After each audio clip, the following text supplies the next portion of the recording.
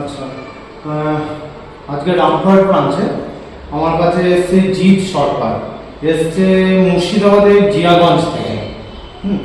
So ওর কাছে অ্যাড্রেসটা ছিল না আমাদের বহরমপুর অফিসে। হ্যাঁ, ভুলবশত হয়তো অনেকটা দূর থেকেই চলে এসছে।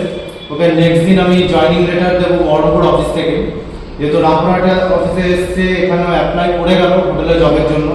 আচ্ছা, তুমি নিশ্চয়ই সমস্ত কিছু দেখলে বুঝলে।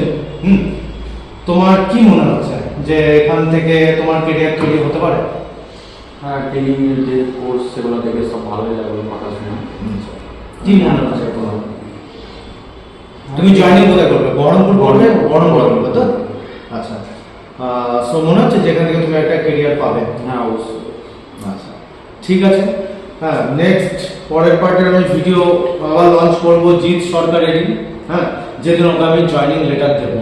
আজকে অ্যাডমিশন হয়েছে, নেক্সট দিন আমি জয়েনিং লেটার দেওয়ার দিন আমি ওর ভিডিও লঞ্চ করবো, আর সেদিন ওর মুখ থেকে আমি শুনে নেবো ওর ফিডব্যাকটা কি আছে। ধন্যবাদ।